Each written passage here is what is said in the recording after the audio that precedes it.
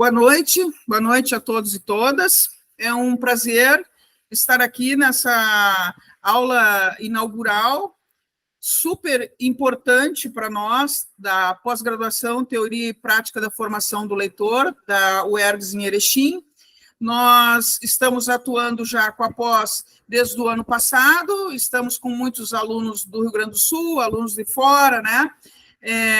E a nossa prioridade nessa pós-graduação é não apenas ficar com os docentes, né, restritos da pós-graduação, mas promover uma espécie de universalização das aulas, convidando, então, pessoas importantes que trabalham, né, com a leitura, que trabalham com a educação, com música, enfim, diversas áreas da formação do leitor, que é, no caso, o nosso ponto principal, né?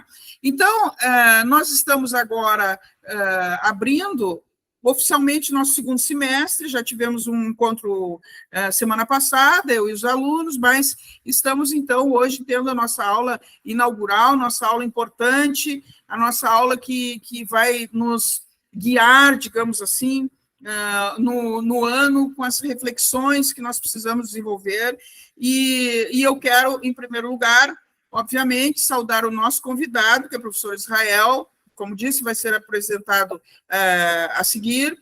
Professora Thais, nossa coordenadora adjunta da pós-graduação, e em nome do professor Israel, Thais, eu cumprimento a todos e todas que estão presentes aqui conosco. Gostaria, por uma questão de tempo mesmo, de objetividade de tempo, de passar a palavra imediatamente para uma pessoa muito importante para nós na UERGS, importante também para o professor Israel, né, professor Israel, e que não poderá ficar conosco, que é o nosso colega, professor Gilmar de Azevedo. Então, professor Gilmar, eu gostaria que você fizesse as suas considerações, porque sabemos que tem seu compromisso após, e sempre prestigia os eventos da nossa pós-graduação, a sua palavra é muito importante para nós. Por favor. Obrigado, professora Ana Carolina. Boa noite a todos, a todas, a todes, a todes. Você lembra, professor Israel, que nós já chegamos a discutir esse pronome neutro no seu canal, em um dos eventos, né? Maravilhoso o seu canal. Professora Thais, professora Fernanda, que está aí, professora Margarete, todos os alunos da pós-graduação, formação do leitor em Erechim, que é uma ramificação normal do Teoria e Prática de Formação do Leitor de Porto Alegre, no qual trabalhei em algumas turmas, né? Estou aqui para parabenizá-los pelo trabalho, desejar um ótimo encontro, com a certeza de que será um ótimo encontro. Infelizmente não poderei ficar porque já tinha um compromisso agendado. Mas é sempre uma honra muito grande estar com vocês, e hoje, principalmente, com o nosso querido amigo, professor, pensador, Israel Kujawa, que fará uma fala extraordinária, com certeza, né? E nos trará aí grandes reflexões. Prometo que depois eu vou assistir a gravação, né, professora Ana Carolina, que estará disponível. E, como se diz gauchescamente, no mais, tudo será perfeito, né? Não vou ficar, mas meu coração e mente estarão aí. É sempre um prazer reencontrá-lo. O professor Israel e o seu mano, nós três, temos uma longa caminhada, uma estrada sem fim, né? O seu famoso dizia horrenda e nua, e nossa, não é nem horrenda nem nua, é maravilhosa e com uma vestimenta fantástica, né?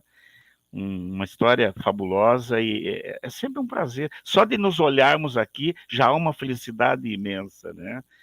Nossa, vocês depois curtirão, aproveitarão a fala do professor Israel e também as intervenções aí das colegas e dos pós-graduandos, né? Então, é muito bom estar aqui, pena que não vou poder ficar, mas depois interajo, tá? Sucesso a nós todos, vida longa ao ERGS, vida longa ao curso de formação do leitor em Erechim, e saúde e felicidade para todos vocês, tá bom? Muito obrigada, professor. Gostaria de, também, já numa sequência assim, de saudações, né, convidar a professora Thais para fazer uma saudação aos presentes. Então, boa noite, senhoras e senhores. O meu cumprimento especial, professora doutora Ana Carolina, minha parceira de sonhos, utopias, professor Gilmar, velho companheiro de guerra, né? E as demais professoras e professores que, nos mais diversos contextos, atuam com a educação. Novamente, é uma honra, é uma alegria nós estarmos reunidos com uma atividade tão grandiosa, que é a aula inaugural da pós-graduação Teoria e Prática da Formação do Leitor, sediada em Erechim, né, norte do Rio Grande do Sul, que também é privilegiada quando uma universidade pública colabora com o processo de formação dos seus docentes em nível regional, em nível local e, quiçá, em nível nacional, considerando a excelente busca que nós tivemos pelas inscrições de curso. Agregamos também, eu acho que o nosso agradecimento, eu e a professora Ana Carolina, a todos os docentes do curso, porque esse curso foi pensado, esse curso, ele cumpre uma demanda social, ele cumpre uma demanda acadêmica, e a UERGS, mais uma vez, se faz presente na área das ciências humanas e sociais. Então, o meu agradecimento especial ao professor, nossa estrela da noite, né, o doutor Israel Cuyava, pelo seu gigantismo humano, acadêmico e social, por nos abrilhantarem mais esta noite. Eu não tenho dúvidas que, uma vez vindo para o UERGS, sempre o UERGS, né? Então, sinta-se abraçado e acolhido. Muito obrigada e obrigado, excelente trabalho. Obrigada, professora Thais. A professora Thais representa aí a fala da pós-graduação. Eu acolho a todos que chegaram agora e peço que nós passemos, já vou fazer a sua apresentação, professor Israel, nós passemos, então, para a fala do professor Israel, assim que eu o apresentar, e gostaria que todos que quiserem se manifestar, fazer uma saudação, deixar alguma manifestação de agradecimento, ou alguma pergunta, enfim, pode fazer uso do chat, porque vocês sabem que todos nós temos horário, né? Não gostaríamos de ser, como dizia o Flávio Ferlin, Gilmar, professor, radialista lá de Passo Fundo, ele dizia: estamos rebenqueados pelos ponteiros do relógio. Ele tinha um programa ao meio-dia, e era o programa por onde os professores do interior se comunicavam. Eu muito recebi aviso da Ernestina, quando eu dei aula em Ernestina, que é uma cidade próxima de Erechim, de Passo Fundo, perdão. A gente sabia que se tinha um aviso, ele viria no programa do Flávio Ferlin, né? E quando ele ia encerrar, ele dizia: bom, gauchada e tal, temos que encerrar, porque estamos rebenqueados pelos ponteiros do relógio. Eu achava, porque é mesmo, né? Dá a impressão do rebenque, que é o famoso relho, né? E dá a impressão que o relógio realmente está tocando a gente para frente. Então, vamos... Era o colégio Raimundo Correia, na Carolina. Exatamente. Vai a primeira pomba despertada, né? Mas, assim, nós vamos, então, fazer a nossa... entregar a palavra para o professor Israel para ele que fique à vontade, né? O tempo que quiser, professor. E aí, no nosso caso, a gente se ajeita ali no chat e vai tentando se organizar. Caso não consigamos tirar todas as dúvidas ou fazer todos os acolhimentos para o professor Israel agora, ele está ali do outro lado dos bits e dos bytes, né? E nós vamos atrás dele novamente. Então, eu só gostaria de abrir aqui o currículo do professor para fazer esta abertura, né, oficial, porque, embora para nós essa aula inaugural ela seja, digamos assim, uma atividade rotineira de um curso, para nós ela tem um significado espetacular, porque quando se inaugura uma coisa que estava sendo trabalhada, construída, organizada, até ficar pronta. Então, quando ela está pronta, você abre, né? Faz aquele corte da fita, os jornalistas fotografam. Então, essa relação do professor Israel com a nossa pós-graduação, ela está sendo mais do que uma aula inaugural, ela está sendo a inauguração de uma aprendizagem, é uma pessoa que para nós é muito importante pelo seu conhecimento, pela sua cidadania, pela sua militância, e é uma pessoa com quem a gente quer que vocês passem a conviver. Então, a escolha pelo professor Israel não foi apenas porque é um educador, é que é um educador que se mantém na ativa, que se mantém nas redes sociais, com o seu canal, e leva sempre programas com pessoas espetaculares, então, essa aula, ela é inaugural de uma relação, né? Não é apenas o cumprimento de um carnê, de uma atitude rotineira de um curso. Estamos abrindo o curso, tem que ter uma aula inaugural. Não, é a aula inaugural de uma relação, né? De uma relação de aprendizagem, de troca e de conhecimento. Então, professor, eu vou ler o seu currículo, que está no currículo Lattes. Caso o senhor queira acrescentar alguma coisa, o senhor pode, quando eu terminar, eu lhe passo a palavra e a aula é sua, tá? Então, o professor Israel, ele é pós-doutor em psicologia na Faculdade de Psicologia e Ciências da Educação da Universidade do Porto, possui graduação em filosofia, especialização em filosofia contemporânea, em linguística aplicada ao ensino da língua estrangeira, mestrado em educação, doutorado em psicologia. Ele foi professor do curso de psicologia da IMED, foi docente do programa de pós-graduação em psicologia também da IMED, desempenhou as funções de secretário municipal da habitação, do planejamento no município de Passo Fundo, no Rio Grande do Sul, foi coordenador pedagógico, diretor de escolas públicas, foi coordenador adjunto na 7ª Coordenadoria Regional da Educação, coordenou a capacitação pedagógica de professores em 14 escolas públicas estaduais na região norte do Rio Grande do Sul, ministrou a disciplina sobre o conflito na visão das ciências sociais em 2 edições do curso de especialização em mediação de conflitos e justiça restaurativa, participou dos projetos de pesquisa e extensão Juventude, Psicologia Positiva e Justiça Restaurativa, Formas de Evitar a Violência, e do projeto de extensão Justiça Comunitária em Passo Fundo.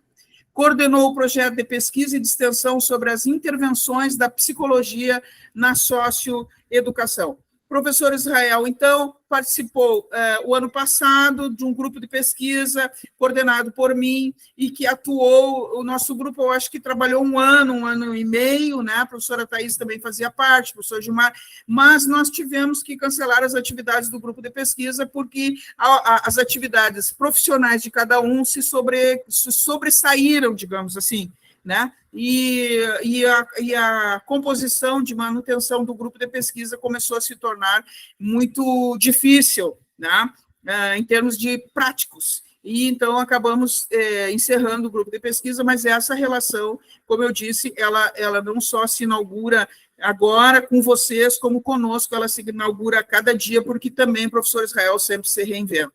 Então, ao convidar o professor Israel para falar sobre a formação do leitor, como nós temos conversado muito entre nós sobre práticas de formação do leitor na escola, nós pensamos que pela atuação pública, política, social, comunitária do professor Israel, ele poderia falar um pouquinho, então, sobre a formação do leitor para além dos muros da escola.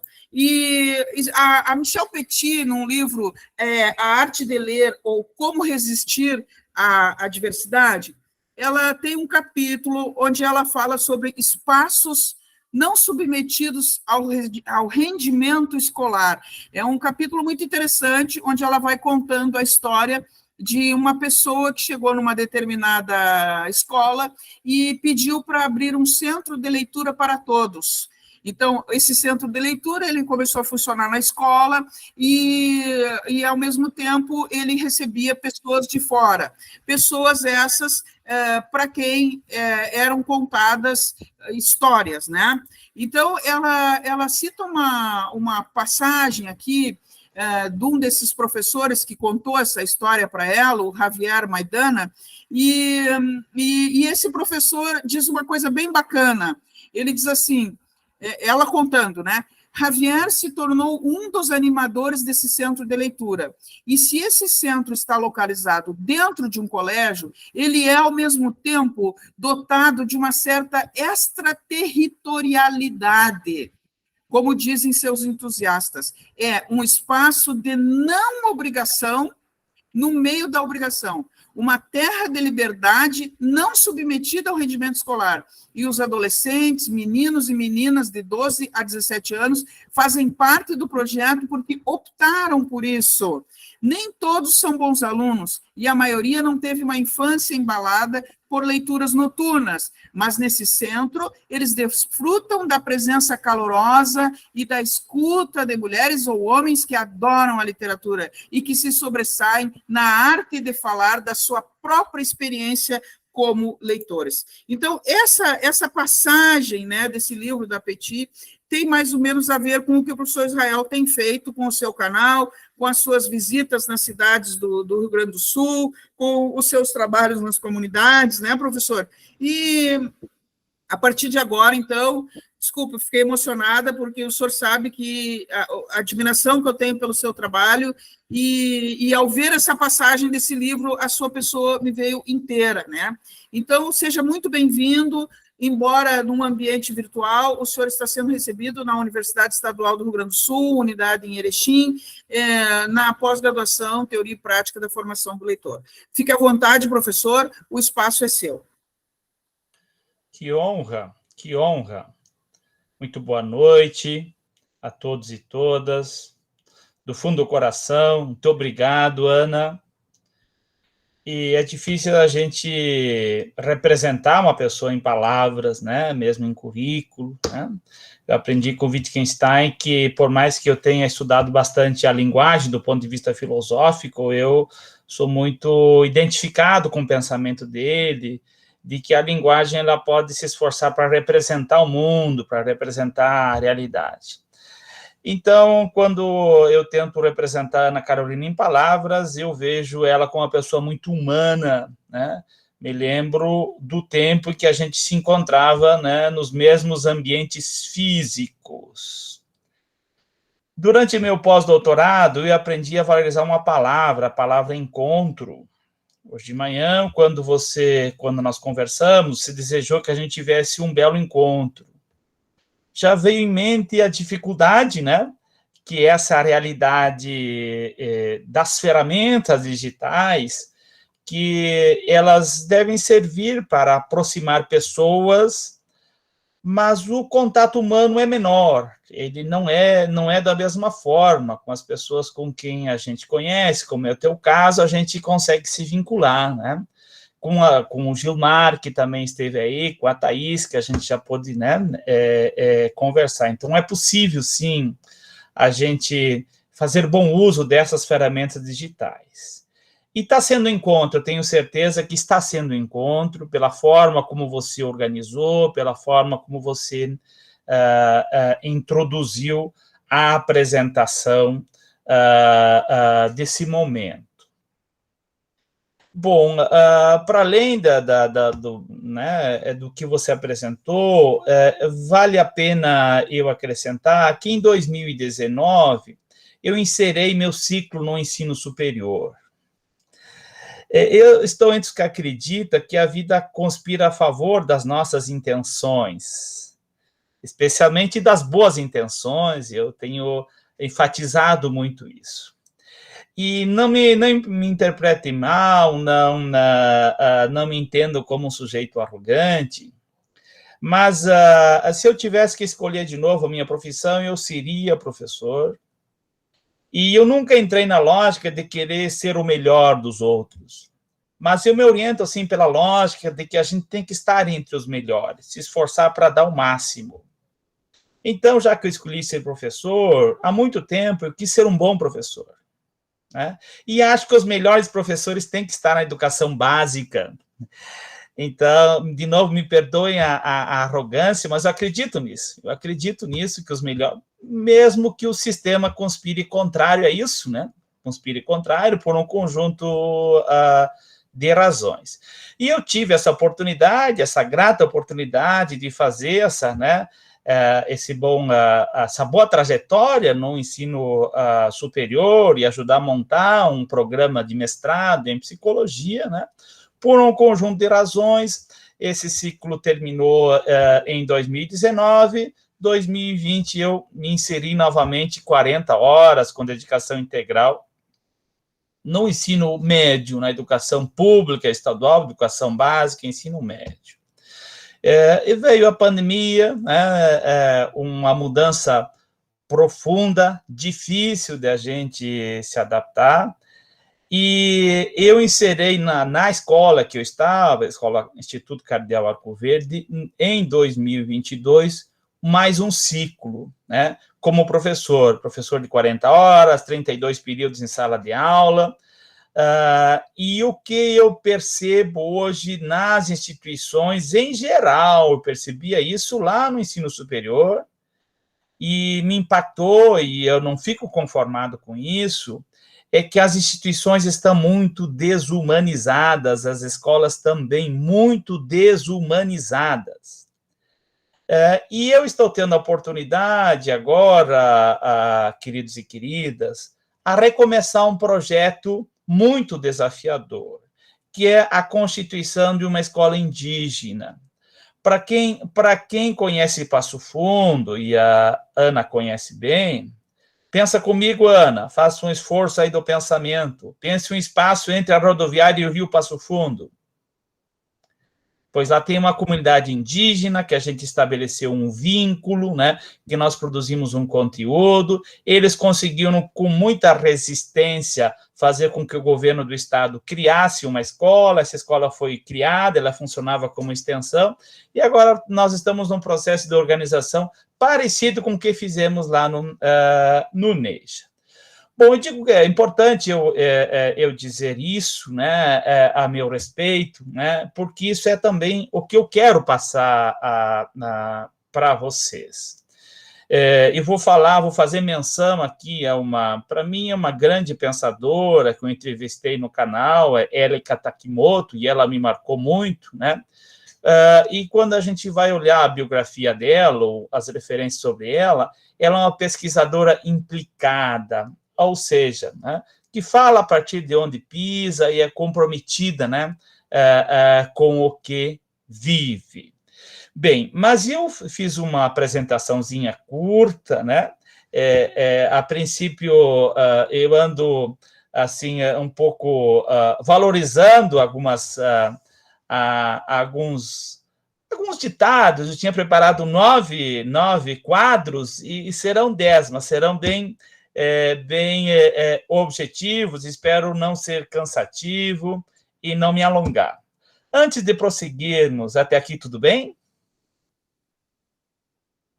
Por mim, tudo bem. Um complemento sobre aquele espaço ali, quando o Zafari resolveu montar aquele, não é o Zafari, como é que chama aquele? Bourbon. O Bourbon, é o Bourbon Zafari, né? O Grupo Ecológico Sentinela dos Pampas, que era a ONG da qual eu fazia parte, impugnou aquela obra, trancou a obra, foi um horror na cidade, assim, porque estava todo mundo afim do shopping, né? E nós embargamos a obra justamente porque, pelo plano, pela forma como eles tinham planejado aquele Bourbon, ia entrar no solo do rio, né? Porque o rio, quando enche, ele se espalha. E aí foi um trauma na cidade, porque a gente embargou a obra.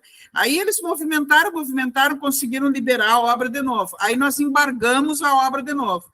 Aí foi feito um acordo entre o Ministério Público e o Bourbon para que o Zafari, então, assumiria a repovoação daquela margem e a limpeza do rio naquela margem onde tinha o Bourbon. Aquilo ali, embora fosse um lugar de margem de rio, na verdade estava muito degradado. Tinha, assim, umas 4 ou 5 árvores nativas ali mesmo, né? Então, foi feito um levantamento todo pregresso de qual era o tipo de árvore que tinha nativa naquela beira de rio, ali naquela margem. Bom, então aí foi feito esse acordo e o Bourbon fez o que cumpriu. Arborizou aquela margem do rio até onde ele é responsável e quando ele arborizou aquela margem do rio, agora veio a emoção. Porque quando ele arborizou aquela margem do rio, os indígenas começaram a acampar ali. Entende?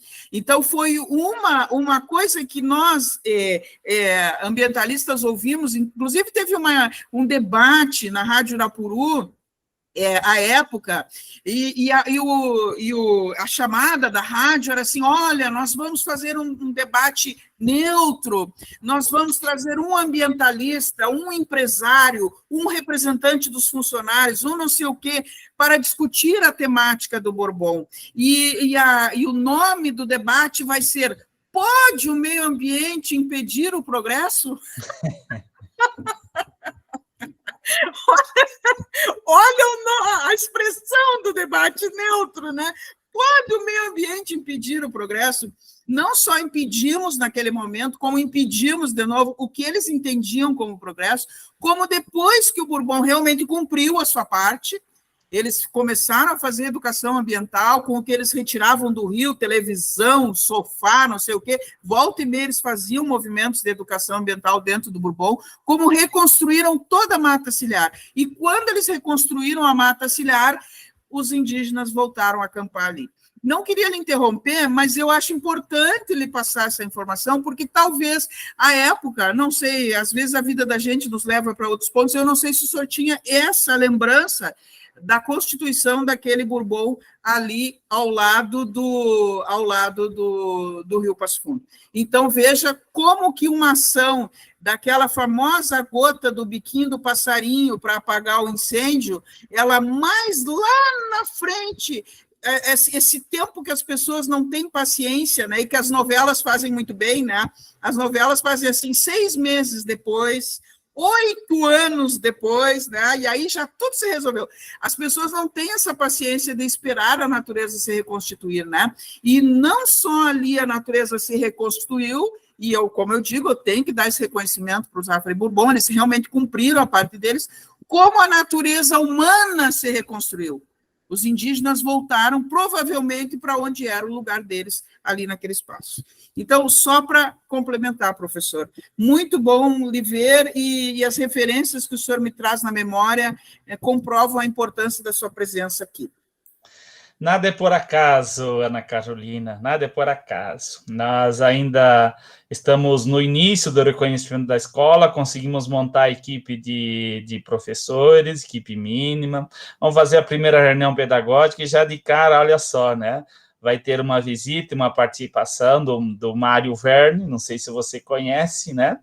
Ele é representando o Sentinela dos Pampas, né? Está lá, certamente será um parceiro, e nós vamos ajudar, né, essa escola ser reconhecida com as parcerias, assim como fizemos na época do NEJA, para além dos muros da escola, para além dos muros da escola. Então, vou projetar para vocês aqui, né, um pequeno roteiro, né, para que a gente não se perca.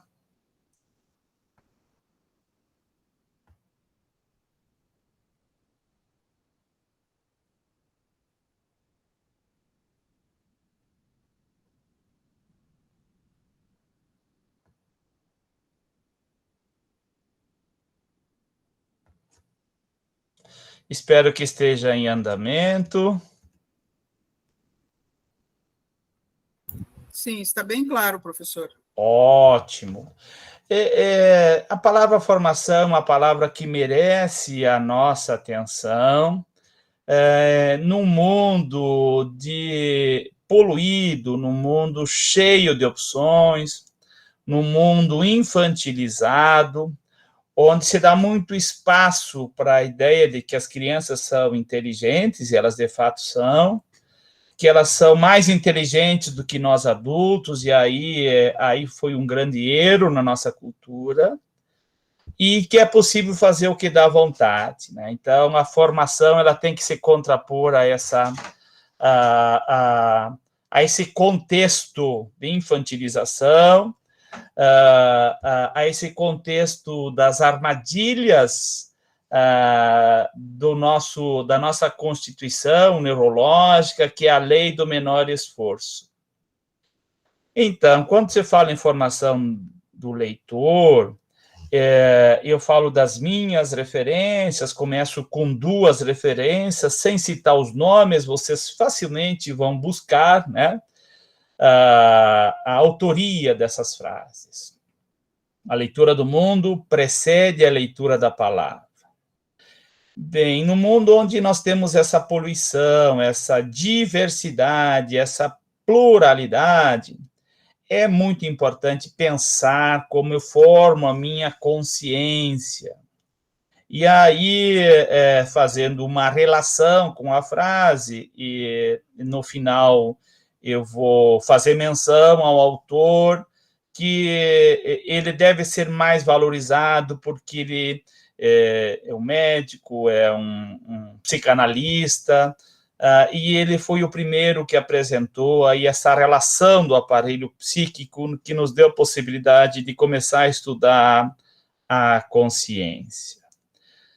Bem, mas uma das primeiras referências, né, importantes para a gente aperfeiçoar constantemente e ter como ponto de partida é o conhece-te a ti mesmo. Na história do pensamento ocidental, o autor dessa frase, ou pelo menos a ele é atribuído, Sócrates, ele deu um salto na construção do conhecimento, porque ele propôs que a reflexão humana saísse apenas da natureza e voltasse para o próprio ser humano. E de lá até hoje nós temos essa possibilidade de pensar a nossa relação com a natureza, né, Ana? E a nossa relação entre nós, seres vivos, como um ponto importante, que é ponto de partida, que é básico, né, para nós formarmos a nossa leitura. Bom, quando eu falo em referências, uma referência que me impactou muito agora na minha história recente, e ela ajuda a explicar por que eu resolvi me desafiar e militar, se essa é a palavra, né? O atuar no mundo virtual, utilizar as ferramentas digitais, e essa pensadora, essa professora universitária, essa política chamada Elika Takimoto. Eu tive a oportunidade de conversar com ela no meu canal e nós conversamos sobre o negacionismo. Tem um conteúdo sobre as implicações sociais, do negacionismo científico. Foi no auge da pandemia e essa divisão que ainda persiste na sociedade, hoje, lamentavelmente, né, em relação às vacinas, a importância das vacinas ou não. Só que ela trabalha o termo negacionismo, e é dessa forma que eu também passei a pensar o termo, para além desse recorte específico, né? E isso me fez perceber que, de alguma forma, todos nós somos negacionistas, em algum sentido. Eu, por exemplo, e um grupo do qual a gente se vincula dentro de um recorte, de uma visão social, econômica, né? Ficamos por um bom tempo negando. Eu negava as redes sociais. Né? Por que eu negava? Eu negava porque elas desorientam, porque elas deixam as pessoas estressadas, porque elas desinformam. Isso tudo eu percebia nas redes sociais. Então, isso posto, para que eu vou fazer uso, né? No entanto, trata-se de uma realidade que não é possível negar. É preciso que a gente se aproprie e tente fazer essa disputa de colocar as ferramentas digitais a serviço do humano, da humanização, das conexões humanas, dos encontros, das ligações entre as pessoas. Então, quero fazer essa referência a Erika Takimoto, por conta desse livro, por conta desse encontro que nós tivemos com as ferramentas digitais. Hoje eu continuo acompanhando, de alguma forma, ela, né, na sua atuação como deputada lá no Rio de Janeiro. Então, nós criamos em 2019, final de 2019, um canal no YouTube. É um desafio muito, muito grande. Esse aqui é um print que eu tirei do canal hoje, e eu insisto nesses termos, né, digital, de poder mostrar o quanto é importante a gente relacionar e distinguir os conceitos, a gente conseguir perceber que o material e o digital são diferentes. E os dois, por sua vez, são diferentes do virtual. E com isso, talvez nós podemos nos proteger das fake news. Porque as fake news é um mundo virtual que é construído por ferramentas digitais que não tem conexão com o material, com os fatos concretos. Objetivamente, faço uma menção sobre isso. Eu tenho um texto produzido no site do professor Ney, vários textos, mas um em especial, provocando sobre a necessidade de distinguir e relacionar conceitos, para que a gente não seja manipulado, para que a gente fique orientado. Pela ordem, aí é um print do último conteúdo que nós produzimos ontem, sobre esse tema que merece ser conversado. O contexto da velocidade, do produtivismo, dificulta espaços para a gente pensar nesse conceito que pode ser expresso em outras palavras, pode ser bem-estar, bem-viver, mas eu prefiro o termo felicidade. Ele tem a centralidade no nosso comportamento consciente, porque, de alguma forma, todos nós buscamos essa felicidade, mesmo que seja um ideal, e quando nós preparamos esse conteúdo, o filósofo, auditor fiscal do Estado aposentado, João Mesomo, ele sugeriu como título, em forma de questionamento, se a felicidade seria possível. Do ponto de vista filosófico e completo, absoluto, talvez não. Mas todos nós temos níveis de felicidade, ou satisfação, ou bem-estar. E isso precisa ser pensado. Nessa semana também eu tive a oportunidade de participar de um debate público, de uma audiência pública, sobre a mudança do plano diretor da nossa cidade. Uma mudança pequena. E por que essa imagem aqui é importante? Porque nós precisamos escolher qual é a realidade que nós queremos dar visibilidade.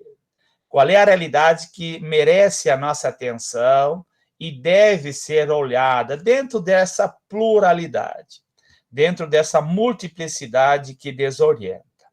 E estou entre os que acreditam que nós, seres humanos, e na educação, na relação entre pais e filhos, por exemplo, precisamos insistir no básico do ponto de vista das necessidades humanas, de uma habitação, de alimentação, de olhar para o nosso funcionamento biológico, e atender às necessidades básicas, do nosso bem-estar. Não podemos terceirizar isso, o básico deve ser ensinado e cada pessoa deve ter o compromisso ético de se responsabilizar com ele.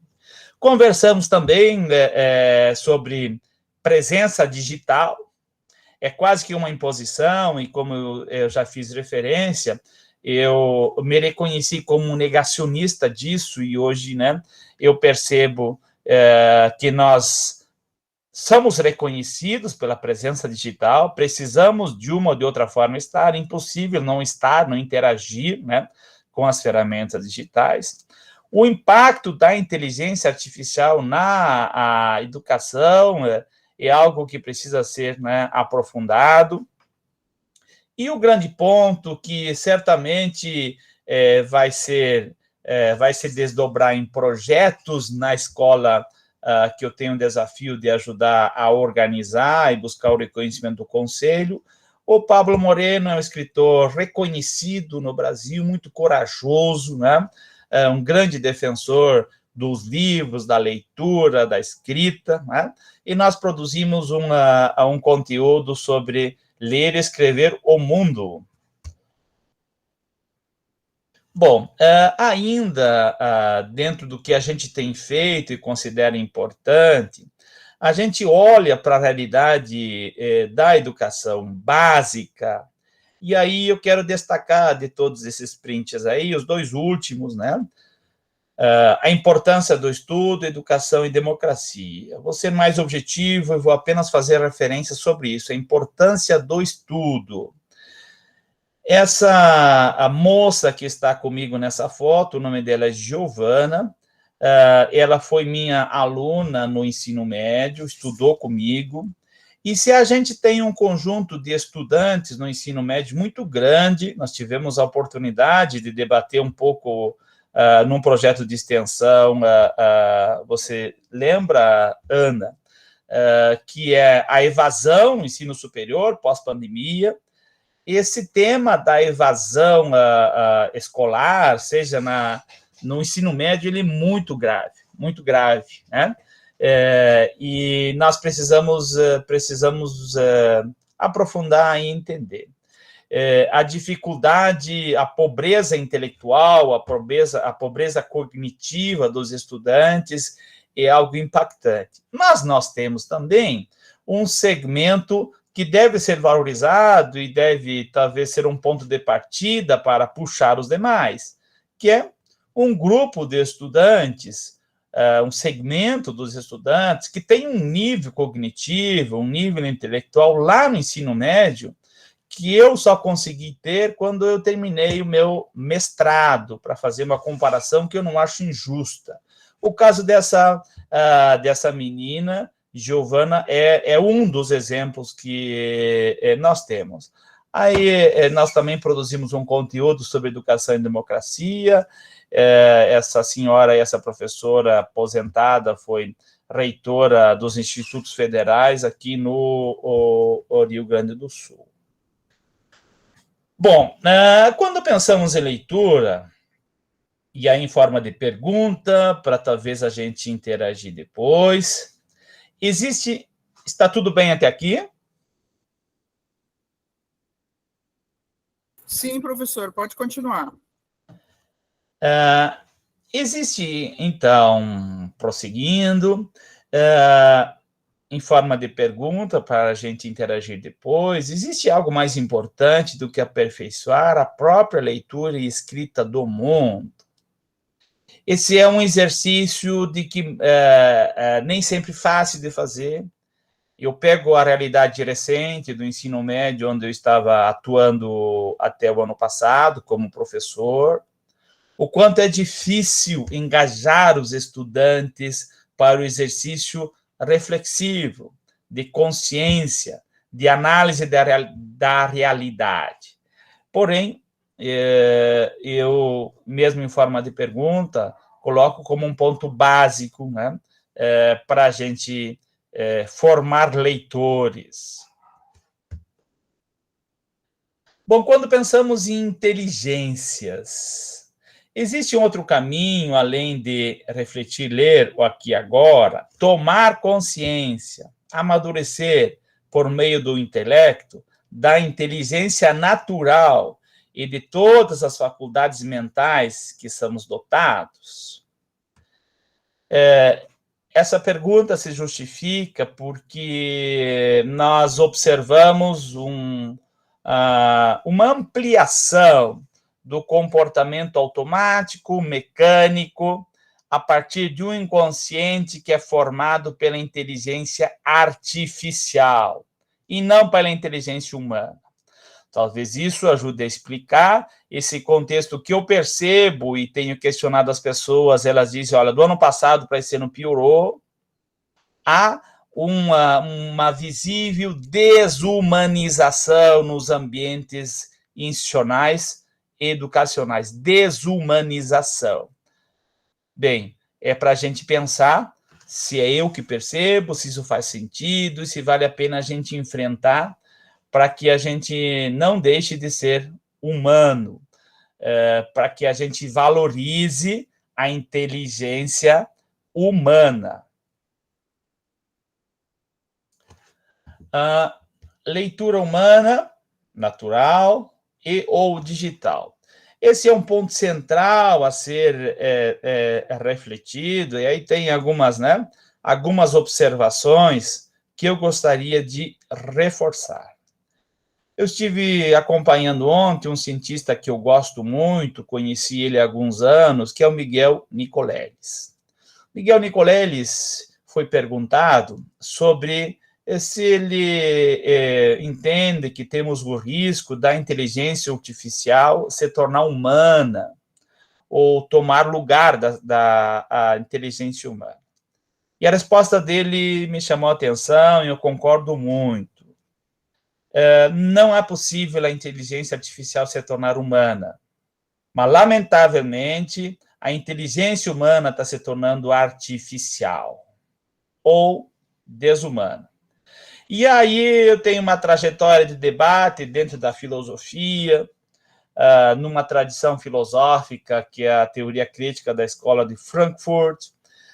Debatemos por muitos cursos a questão da teoria crítica e essa relação, né, a crise do pensamento moderno, da tecnologia, no contexto da Segunda Guerra Mundial, do século passado, né, no contexto do fascismo, do nazismo, e o debate é de que a tecnologia que foi criada, na época, né, a tecnologia que foi criada para estar a serviço do homem inverteu-se de tal forma que o ser humano passou a estar a serviço da tecnologia.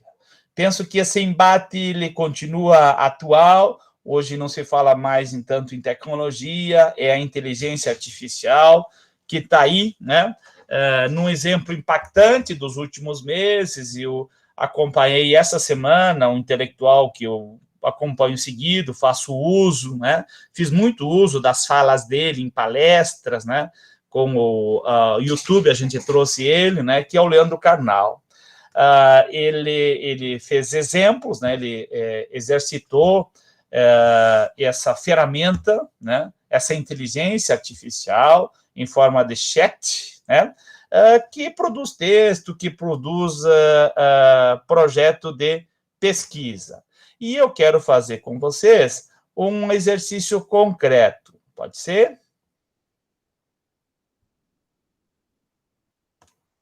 Pode ser, gente? Pode, claro. Então, tá aqui. Eu acho que o professor não deve estar só nos enxergando, porque cada vez que você pergunta, eu faço positivinho, mas eu acho que você não está nos enxergando, né? Está enxergando. Não, eu não enxergo vocês com a apresentação, eu não tenho esse recurso de enxergar vocês. Então eu vou ir respondendo, tá? Obrigado. Então, olha só, isso é muito impactante, é revolucionário, e ele pode ser um exercício de acomodação. Num contexto acadêmico, em que eu já percebia, e vou fazer referência de novo ao meu pós-doutorado, o meu orientador de pós-doutorado me ajudou a abrir os olhos para essa realidade, né? Que é o produtivismo acadêmico, né? A quantidade de pesquisas descoladas, desconectadas, né? Desumanas até, ou sem a ligação humana. E, bom, hoje vai se facilitar muito mais aí a produção de pesquisa, de projetos de pesquisa, porque a gente pode pedir para essa inteligência artificial e ela dá o projeto pronto, viu só que moleza? Vou aqui fazer o exercício com vocês. Depois eu vou ter que revisar todos os projetos dos meus alunos de novo. Vou ter que passar um pente fino nos projetos de novo. Então, olha aqui, ó. Se você põe um projeto aqui, vocês estão enxergando a tela do Playground, OpenAI? Sim. Aqui, então eu escrevi aqui, projeto de pesquisa sobre o impacto da inteligência artificial na formação do leitor. Que legal. É um bom tema de pesquisa, não é? É, professor. Então, tá pronto para ti, professora Ana. Olha aqui, ó. Olha aqui, ó. Misericórdia. Com objetivo, com metodologia, com resultados. Misericórdia. Olha o que se espera com o projeto de pesquisa. Então, é muito impactante isso, né? E eu estou em sintonia com esse pensador que todo mundo deve conhecer, que é o Leandro Carnal, né? Que fez uma análise disso. Ele, junto com o Mário Sérgio Cortella, né? São autores que migraram, que estão fazendo o que você também faz, está fazendo, Ana Carolina, que é, enfim, não tem como a gente deixar de interagir com as ferramentas digitais, e eles produziam muito conteúdo, né? No YouTube, em especial, né? Sim. Bom, eu disse para vocês que nós precisamos olhar as nossas referências. Eu queria ter botado essa transparência antes da capa do livro, né? Então, o que me orienta e o que orientou esse roteiro, né, dentro de uma ordem cronológica, primeiro é a filosofia socrática, que é o questionamento constante. Segundo, é a estrutura do aparelho psíquico. Essa descrição feita por Sigmund Freud. O consciente, inconsciente, pré-consciente. O nosso comportamento, ele é orientado, né, em grande medida pelo inconsciente. Mas nós podemos cuidar da formação do inconsciente e, por consequência, da formação do nosso consciente. Por isso, muito cuidado com essa cultura criada aí da felicidade completa, da felicidade o tempo todo, dos pais querendo que os filhos não sofram, que não se esforçam. Por isso, muito cuidado com alguns conceitos muito fortes na nossa cultura, que é fazer o que dá vontade. É lógico que eu fiz esse debate em outras oportunidades. Tem algumas pessoas que leem sem esforço. E tem outras pessoas que precisam se esforçar muito e quase não conseguem ler. Tem um processo de treino, de formação e de hábito. É preciso entender isso em profundidade.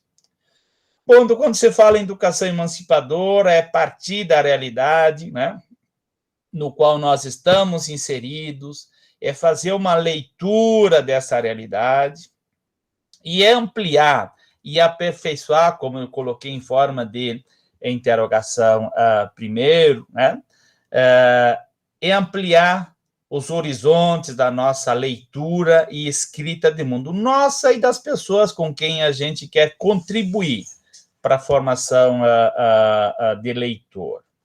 Teoria da complexidade. A teoria da complexidade, assim como a educação emancipadora, elas entraram na minha vida, esses conceitos entraram na minha vida gradativamente, desde o início do século, né? E quando fala em teoria da complexidade, é enfrentar a complexidade do conhecimento, porque o pensamento científico moderno, ele pegou um recorte, ficou no recorte, as especialidades, as disciplinas, elas não enfrentaram a complexidade. A complexidade ficou, em grande medida, fora do conhecimento acadêmico, fora das pesquisas científicas, justamente por falta de condições de métrica, por falta de... enfim, por uma opção de trabalhar com a certeza.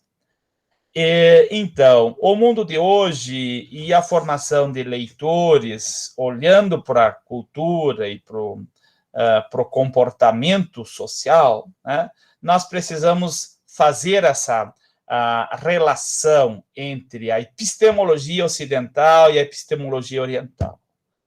O autor que me ajudou muito nisso foi Fritjof Capra, em especial um livro chamado Ponto de Mutação, onde ele mostrou o quanto o modelo epistemológico ocidental é insuficiente, né, para dar conta da realidade da qual nós estamos inseridos. Nas últimas décadas, com a internet, com a facilidade de acesso ao conhecimento, a cultura e a epistemologia oriental veio com mais força. De alguma forma, esses conceitos também estão na base da minha pesquisa de doutorado, onde eu tenho no subtítulo a defesa de uma inversão epistemológica da intervenção. E eu falo de políticas públicas, eu falo de condições mais adequadas para a humanização, para o desenvolvimento humano. Bom, vou acelerar e não cansá-los demais. E eu encerro com essa foto surpresa aqui. Aqui foi um dos primeiros encontros, né, no nosso canal do YouTube, no qual a Ana Carolina, junto com o Carlos Eduardo, um grande ambientalista, podemos conversar sobre isso que é muito importante, discurso e prática responsável.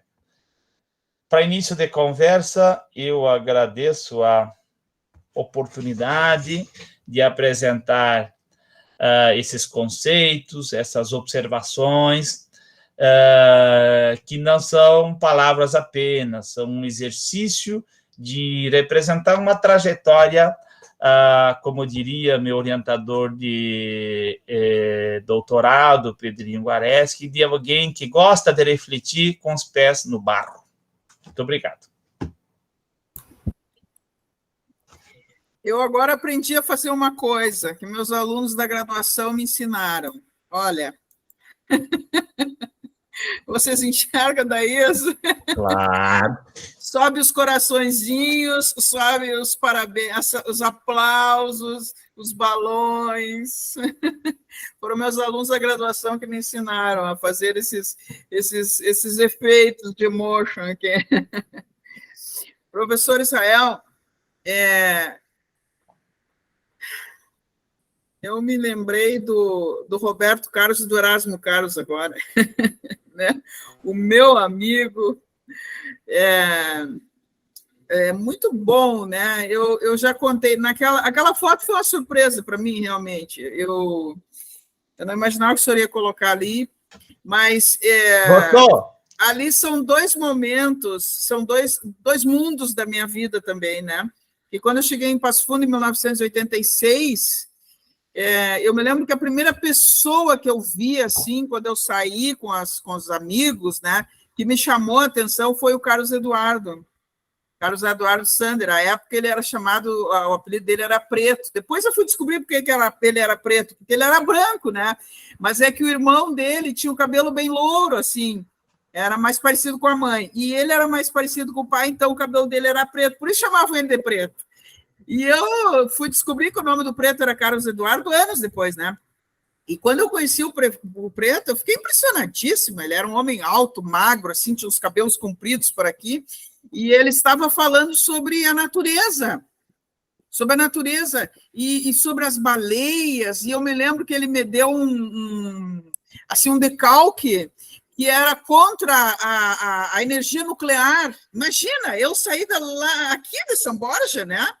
E fui num lugar onde tinha aquelas pessoas que me levaram, as meninas, onde a gente fez uma república, e eu conheci aquele homem belíssimo, ele era um homem belíssimo, belíssimo, e ele falando sobre a natureza e tal, e ele me alcançou aquele adesivo assim sobre a energia nuclear, falando coisas que eu nunca tinha ouvido. E foi tão impactante, né, essa presença do Preto, que a partir da convivência com ele, eu comecei a conviver com o Grupo Ecológico Sentinela dos Pampas, e foi um divisor de águas na minha vida, assim, porque eu comecei a entender o ambientalismo e inverti, né, a pauta, e comecei a ver o ser humano como parte, né.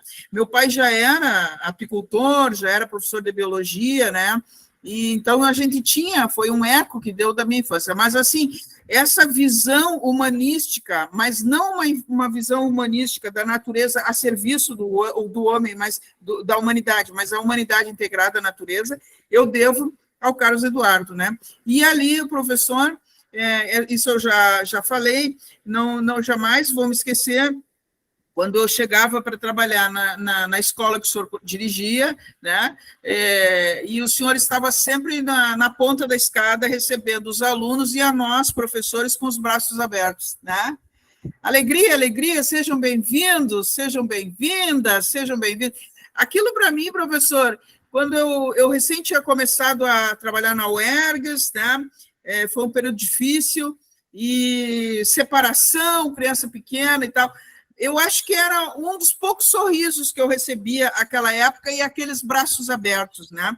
Então, foram dois homens que marcaram a minha vida, assim, definitivamente, né? E não como se costuma dizer que um homem marca a vida de uma mulher, né? De romance ou algo assim. Marcaram porque foram grandes homens que Deus colocou na minha vida para me trazer para a educação, para a ecologia, para os sentimentos. Então, é uma honra, uma felicidade trazê-lo e apresentá-lo para os nossos alunos. Eu, egoisticamente, estou aqui falando, mas eu gostaria de abrir a palavra, né? É que eu não imaginava aquela última foto ali. Eu gostaria de abrir a palavra. Tinha que ter uma surpresa, né, professora? Foi.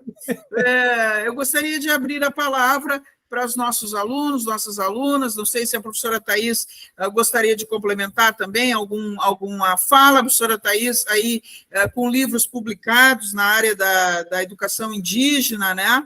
É o nosso pé na aldeia, né? É a professora Thais, tem toda uma pesquisa nessa área, tem uma disciplina, inclusive, que ela vai trabalhar mais adiante na pós-graduação, que trata dos saberes populares, dos saberes dos povos originários e tal. Não sei se a professora Thais também quer se manifestar, mas a palavra está aberta. São 20 horas e 20 minutos, então, acredito que a gente pode aí ocupar uns 3 ou 4 minutos para pergunta. O professor Israel também responda, mas também para dar oportunidade, não podemos todos nos espalhar. E, como eu disse, é uma aula inaugural, não de um curso, é uma aula inaugural de uma relação, né?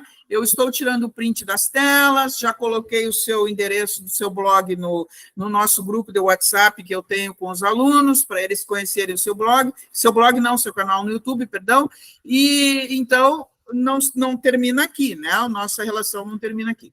Então, a palavra está aberta. Não sei quem gostaria de se inscrever, levante a mãozinha, por favor.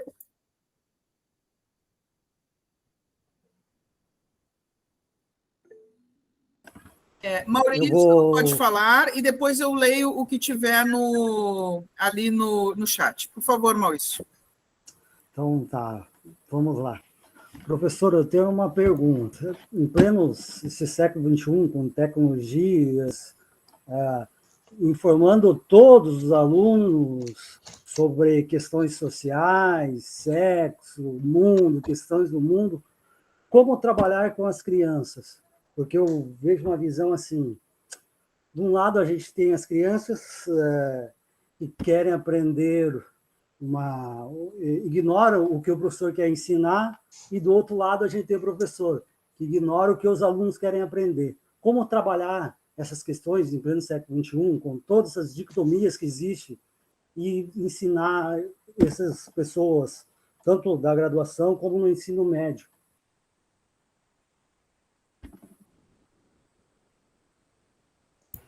É isso, Maurício? Isso. Tá.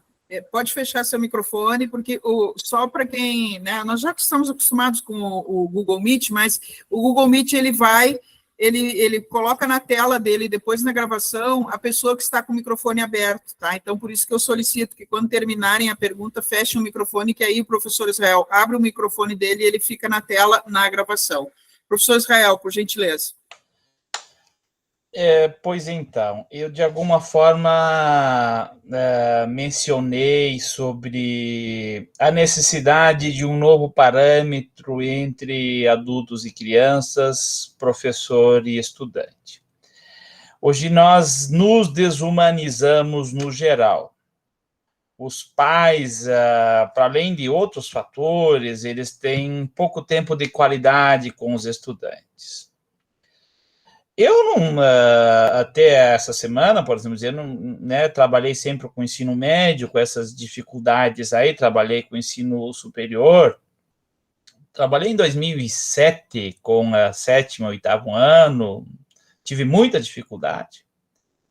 Pois nessas últimas semanas eu estou trabalhando com crianças, né, e até não trouxe aqui as fotos, né, por essa questão aí de não expor e também direito de imagem. Mas nós precisamos nos vincular a essas crianças, nós precisamos dar as mãos, nós precisamos sentar em roda, quando se fala em termos de criança. E trabalhar com eles o básico, né, o acalmar-se, né, o respirar, né? Olhar para o próprio corpo, sentir o corpo, coisas que eu estou trabalhando. Não tem uma receita, né? Não tem uma receita. E hoje, mas nós temos que ter algumas convicções firmes, né? Que é o uso controlado das ferramentas digitais, né? Nós temos muitas situações no ensino médio, estou falando até o ano passado, onde estudantes não tinham o mínimo de regramento. E por isso estou entre os que insistem que nós, educadores, pais e professores, temos que insistir no básico. Básico é horas de sono. Né? Eu não fui, mas meus irmãos foram seminaristas, né? Quartel eu fui 15 dias e consegui sair porque eu não entendia e não, né? Continuo não entendendo e não concordando com muitas coisas. Mas a questão da organização, da disciplina e dos hábitos, ela ajuda em muito. Então, nós temos que nos dar as mãos com os pais, nessa linha de intervenção, na minha opinião. E ressignificar isso que eu fiz referência primeiro. As crianças são muito inteligentes hoje. As crianças são mais inteligentes que nós. Mentira.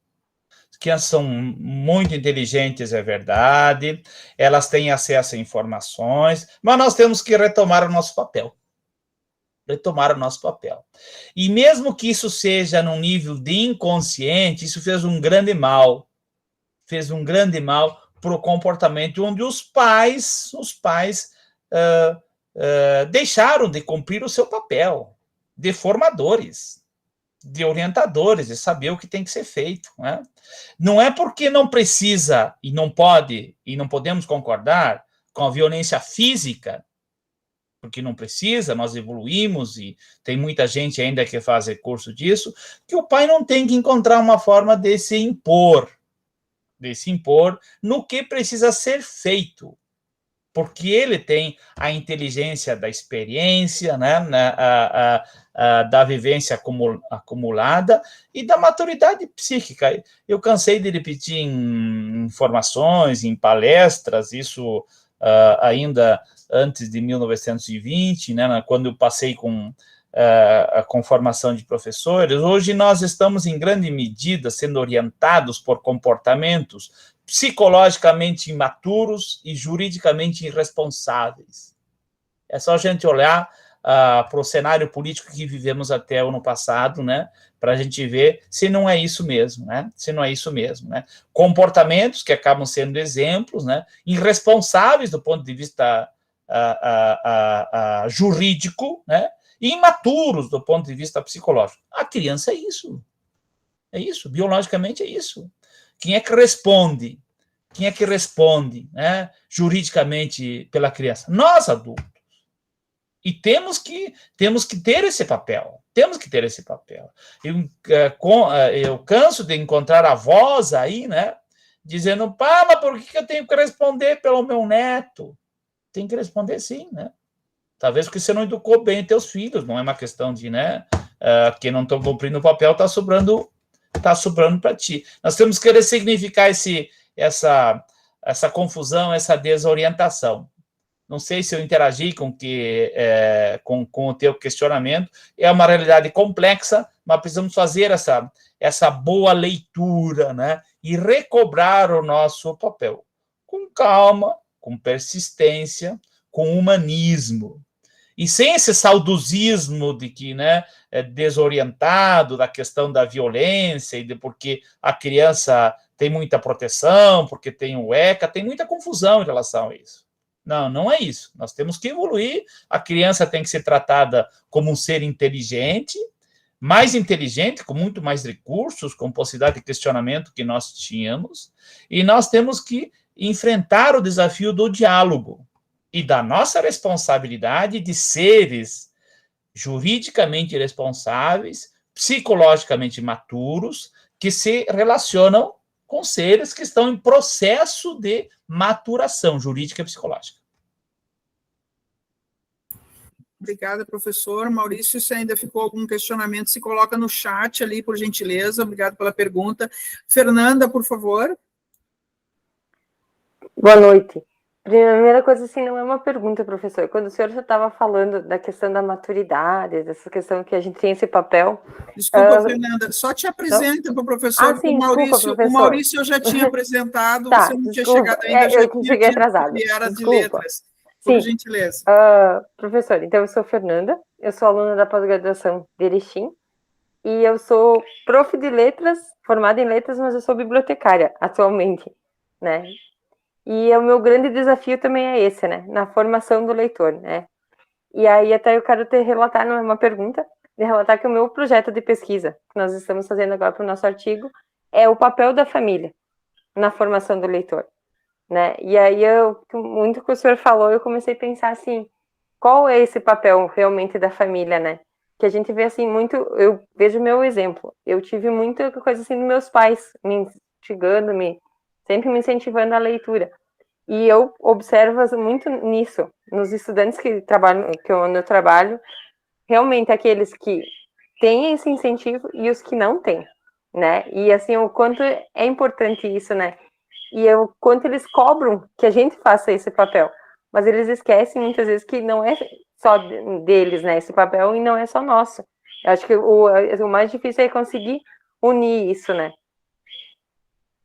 Seria mais ou menos isso, só uma colocação, não seria uma pergunta, né? E o questionamento é aquele que a gente tem, né? Como que a gente pode fazer esse papel junto? A família e a escola, né? O como é difícil. Em sintonia, Fernanda, nós temos que primeiro reconhecer que a realidade é complexa. Complexa porque o mundo de hoje, primeiro, ele deu muito espaço para desorientações, a questão da infantilização do comportamento é uma delas. Segundo, porque nós somos forçados a um produtivismo, a uma velocidade muito acentuada. E aí também fazendo essa leitura como pais, por exemplo, né, família, né, nos atentarmos para esse básico, para estar junto, para dedicar um tempo para isso, para fazer uma leitura, né, para valorizar os livros, para desenvolver essa capacidade. Porque é isso, né? Nós pensamos a partir de onde pisamos. Né? Então, é a hora do celular e a hora do livro. Ponto. né? E não o celular, né? Como diz o Miguel Nicoleles, celular é a chupeta da nossa época, viu? O bico. Dá a chupeta pro bebê, ele para de incomodar, dá o celular e, né? Isso, acho que aí tá aí um ponto-chave, né? Pode até dar, né? A chupeta foi tirada porque causa prejuízo e tal, alguns diziam, né? Ou uma usa com moderação. Usa com moderação, desmama, né? Cria o vínculo, cria o ambiente, encontra espaço para além de frequentar a espiritualidade do shopping, cultiva e dá espaço para cultivar, para a espiritualidade da natureza, como exemplo, né? Que eu acho que faz falta, porque, né, no shopping nós somos levados ao consumismo, né? E na natureza nós somos levados a sentir uma outra energia, que é muito mais humano. Obrigada, professor. Mais alguém, por gentileza? Estão encabulados? Vão pensando em questionamentos. Camila, obrigada. Eu anotei duas coisas aqui que eu quero depois fazer um comentário nessa esteira aí do que o professor falou, mas vamos para a Camila. Por favor, Camila. Também apresente-se para os colegas que entraram. Boa noite, então eu sou a Camila, sou estudante da pós-graduação da UERGS Campus Caxias, do curso de especialização em Educação e Cultura. E, então, assim, isso tem uma contribuição, né? Porque, assim, no momento eu sou prof do 3º ano do ensino fundamental, e a formação, assim, de leitores, o que eu faço com os alunos? Uma vez por semana eles retiram os livros na biblioteca da escola, levam para casa, fazem as leituras, conjunto com os pais, construindo fichas de leituras com eles, e sempre acabou fazendo sorteios, quem que vai socializar as fichas de leitura, e também tem hora do conto na escola. E estou vendo que está sendo bem significativo, os pais também pegam os livros dos filhos para lerem, né? Faz um momento de contação em casa, sendo bem significativo. Que legal, parabéns, Camila. Acho que é por aí, né? Obrigado por compartilhar a experiência. Precisamos ser persistentes, né? Em relação a reconhecer que não tem milagre, né? É criar esse contexto, né? Dentro de uma organização necessária, dentro de uma disciplina que vai se tornar hábito. Tornou-se hábito, a gente sente a necessidade. Esse final de semana, me encontrei com o João Batista Mesomo, que produzimos conteúdo ontem, né? E ele falou, compartilhou uma situação que ele teve, problemas de saúde e tal, né? E ele começou a caminhar e hoje, né, se tornou um hábito. E ele faz isso com naturalidade e sente a necessidade, como uma pessoa sente a necessidade de ler, depois de um treinamento, depois que uma organização se tornou, por meio da disciplina, um hábito. Obrigada, Camila. Temos Enidila e Damaris. Enidila, né? Nídila, isso. Ai, perdão. Vamos lá, minha querida. Preciso agradecer a oportunidade de presenciar essa super aula. Achei que um abraço no coração, na mente, nos nossos entendimentos, porque a um passo que sacode, talvez reforce algumas dos nossos pensamentos, né? Eu, como bibliotecária, estou falando aqui como bibliotecária, né, da universidade, mas também quero falar como mãe, acho que, e como professora, né, que já estive, acho que a sua fala, professor, reforça muito do que a gente vivencia. Por mais que seja delicado, por mais que seja desafiador, porque tudo isso que chegou está posto, sejam as tecnologias, sejam as habilidades dessa nova geração, mas a gente precisa reforçar as nossas responsabilidades, seja em casa, seja na sala de aula. Acho que, de repente, isso a gente confundiu um pouco e deixou que as coisas se misturem. com empatia, com amor. Tinha uma psicóloga que dizia que a gente precisa colocar tinta nas marcações dos limites. Porque às vezes aqueles limites já existiam, mas a tinta foi se apagando. Então a gente precisa em casa ir na sala de aula de repente. Acho que funciona quando a gente reforça esses limites. Eu estou em Natal, no Rio Grande do Norte, e a gente viveu essa semana um movimento onde os apenados de dentro da delegacia, de dentro da cadeia, enfim, com a ajuda do PCC, né? Mas eles querem definir um monte de coisas na sociedade. Para além de toda a discussão que a gente vai fazer com relação às condições do presídio, com relação aos direitos que eles têm e que a gente precisaria cuidar disso, em algum momento a gente viu, talvez, o que a gente acabou de falar aqui, que a gente se perdeu na questão de quem é que dá as regras. Então, um aluno vai dar a regra de como vai funcionar a sala? Quem vai dizer que é para... Quem é que vai dizer quando vai ser feita a leitura? Quem vai dizer que livros a gente vai ler? Quem vai dizer como vai funcionar essa sala de aula? Assim como em casa, que acabou também se perdendo, como o senhor bem disse, né? Se a gente perdeu a educação base, não está saindo de casa, jogou tudo para a escola. Mas eu queria contar assim, da minha experiência com a leitura como mãe. Eu sempre acreditei que a leitura precisa ser voluntária, mas de um tempo para cá eu já entendi que ela pode ser, e aí eu queria ouvir sobre isso depois, eu queria ouvir a sua opinião. Na minha casa eu tenho vivido a questão da leitura obrigatória. Então agora a gente faz combinados. Eu precisei entrar num clube de leitura com meus 3 filhos, com meus 2 filhos, então nós somos 3, a gente escolhe a leitura a cada 15 dias, e a gente faz um rateio dessa leitura em casa, né? O que é um rateio? Os 3 leem aqueles 3 livros que a gente escolheu. E foi uma forma de retomar a leitura conosco. É uma forma deles verem que eu leio, de conseguir modular um pouco o que vai ser lido, né? E promover esse engajamento. Então, funciona aqui em casa. Como bibliotecária, eu acho que a gente não faz só venda do livro, especialmente no caso da biblioteca universitária. Eu acho que o livro não sai somente quando o professor busca. Ele vem e a gente, como bibliotecária, já pode vender com a informação, com uma novidade, com um livro além. Então, eu acho que esse trabalho ele é muito complexo, né? Mas eu acho que a gente consegue, mas tem muito a ver com a nossa atuação, que foi o que o senhor falou. A gente tem que retomar os espaços, a gente tem que atuar.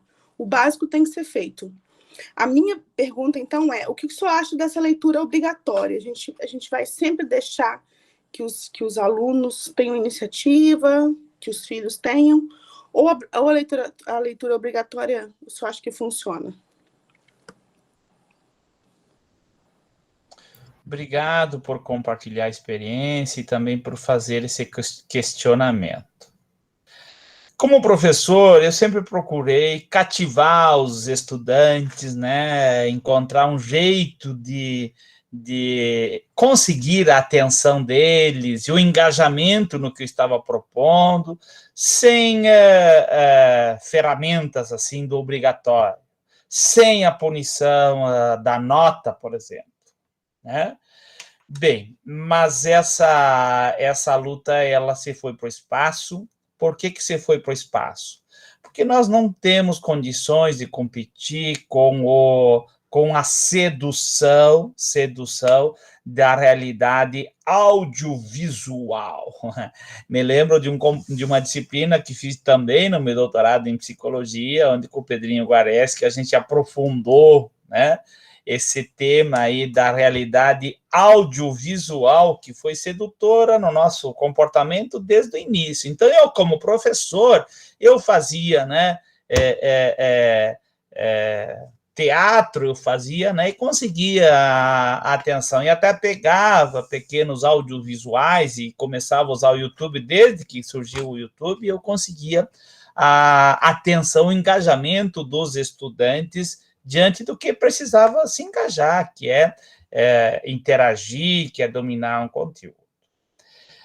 Nós perdemos essa disputa e nós precisamos ser um pouco mais firmes no nosso papel. Pego a realidade do ensino médio, no qual estou inserido, os professores estão completamente, a grande maioria, para a grande maioria dos alunos, muito, não sei se a palavra é desmoralizados, mas sem as mínimas condições de cumprir o seu papel. Porque foi dado muita voz para o estudante, muita voz, muito poder de decisão, e foi tirado o poder do professor. A nota não é mais recurso, né, para você fazer a atividade. Vai fazer por quê? Você quer, faz, se não quer, não faz. Então, enfim, não tem uma receita pronta, mas tem que ser um pouco imperativo. Tem que ser imperativo. E mostrar o porquê. Mostrar o porquê. O que acontece? As crianças, elas são bastante vulneráveis. Elas aceitam como verdade a nossa convicção. Mas nós temos que estar convictos. Nós temos que estar convictos. E não é violência, não é através da violência, é através do exemplo, do demonstrar, né, de que isso vai dar esse retorno. Né? Então, enfim, mesmo não respondendo objetivamente a pergunta, se tem que ser obrigado, né?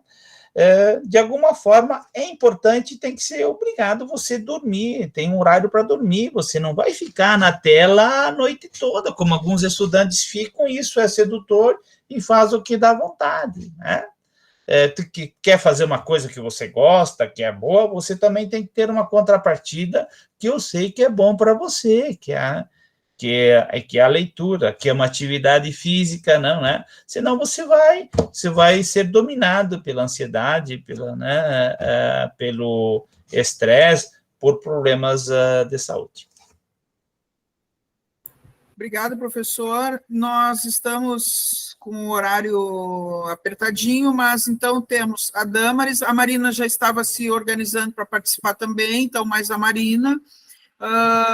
Gostaria que a gente não excedesse as 21 horas, né? Até porque o professor tem seus compromissos, vocês também. Sexta-feira é sexta-feira para todo mundo, né? E, como eu disse, é a inauguração de uma relação.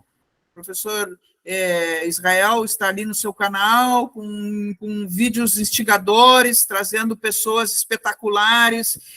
Se não consegue participar sincronamente, depois os vídeos ficam lá. Para quem tem canal no YouTube também, como eu sei, quando você faz um comentário, o professor Israel recebe no e-mail dele que teve alguém que colocou um comentário lá, uma pergunta, então vocês podem continuar a conversa sobre o que vocês vão assistir. Então, Damaris, depois Marina, e aí encerramos as perguntas e fazemos as nossas considerações finais, professor Israel. Por favor, Damaris. Olá, me ouvem? Me ouvem?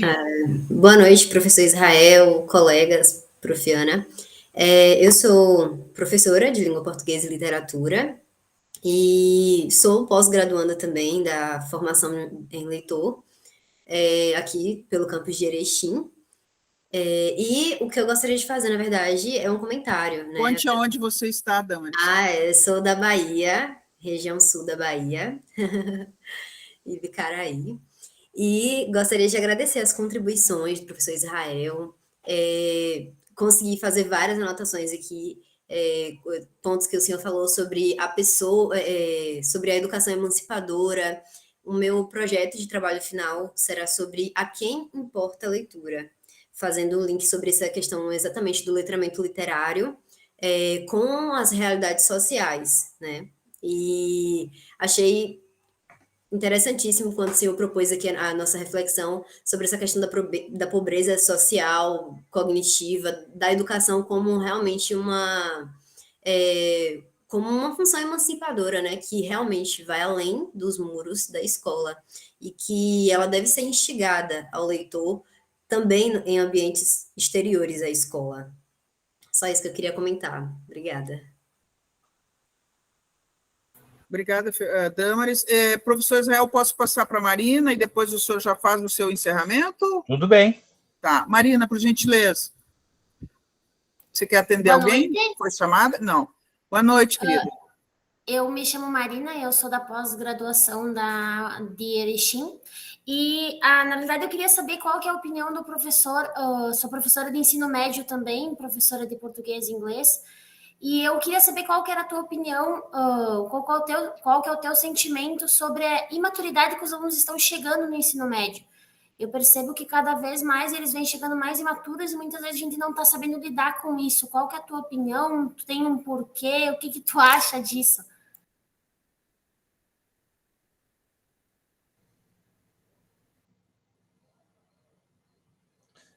Tem mais perguntas? Eu já me manifesto, Ana. Pode falar, professor, e já se quiser fazer o seu encerramento, depois eu só falo um agradecimento e eu quero comentar 2 tópicos aí que eu acho importante. Se o senhor quiser falar alguma coisa depois, a gente encerra. A minha meta é fechar 21 horas, realmente.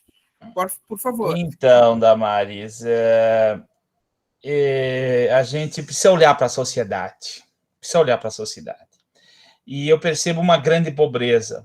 Uma grande pobreza. Essa pobreza não é material apenas, né? Nós temos materiais sendo desperdiçados e tem gente sem acesso ao material básico também, isso é verdade. Mas uma pobreza que nós precisamos, e aí dialoga com a ideia de emancipação, é a pobreza cultural, a pobreza intelectual, a superficialidade, o comportamento desumano. Isso é uma coisa que precisamos olhar e enfrentar. Fizemos isso, e nós faremos isso com leitura de mundo, com diálogo, com encontros humanos, com espaço para reflexão. E da mesma forma, Marina, isso, né? Essa imaturidade, né, dos estudantes do ensino médio, essa falta de interesse pelo estudo, pelo conhecimento, ela vem primeiro, da precarização, da deslegitimação da figura dos pais e dos professores, né? Ser pai é um papel social extremamente importante, e no contexto de hoje, mais importante e muito mais difícil. Então, não basta você também apontar o dedo para os pais, né? É preciso, eu tive a oportunidade de fazer esse debate na academia, e acho que a psicologia poderia ajudar mais isso, que é a capacitação parental, né, para cumprir esse papel. Essa possível insegurança dos pais de como educar os filhos. Eu via lá no Neja, né, os pais dizendo, o que eu faço com os meus filhos? Né? Ora, né, tem um jeito, né? Mesmo que seja complexo e seja difícil, primeiro você assumir que é contigo mesmo, que não vai ser perfeito, né? E aí, bem, mas onde é que está a dificuldade? A deslegitimação social também da figura dos pais, da figura parental. E dos professores, idem. Né? A questão da desvalorização da escola como um espaço, né, a ser respeitado, a ser valorizado, que tem regras, que tem limites, que tem uma organização. Os pais a sociedade passou a questionar a figura indevidamente a figura dos professores e a função social da escola. Então, eu interpreto um pouco por aí, viu, Marina, essa dificuldade, né, hoje no ensino médio. E eu via no ano passado no ensino médio, o aluno não estava mais na minha aula, eu fui onde é que ele estava numa videoconferência com a mantenedora, e a mantenedora querendo saber como é que estavam as aulas e como é que era, né? Do ponto de vista prático, um desrespeito completo à figura. Eu falo da mantenedora, não a direção imediata. A direção imediata da mesma forma, né? Você dá voz para os alunos, né?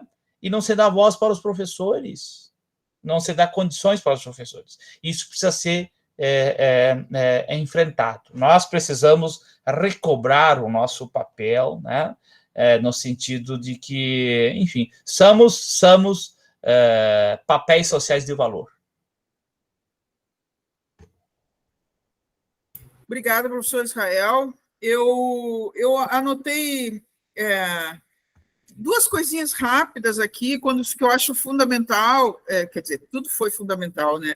Mas que eu acho, me lembrei de uma pesquisa que foi feita quando você falou da questão da hora do sono, né? Eu assisti um documentário uma vez a respeito do sono, feito por uma universidade inglesa, não me perguntem agora qual, né? Mas era um documentário bastante sério com essa universidade inglesa sobre o sono. Então, eles fizeram a seguinte pesquisa, eles pegaram pessoas de diferentes idades, de diferentes origens, e a pessoa ia lá para a universidade, deitava e dormia. E aí eles acordavam essas pessoas em diferentes horas da noite e faziam as mesmas perguntas, mas não eram perguntas para a pessoa responder, eram perguntas para as pessoas completarem.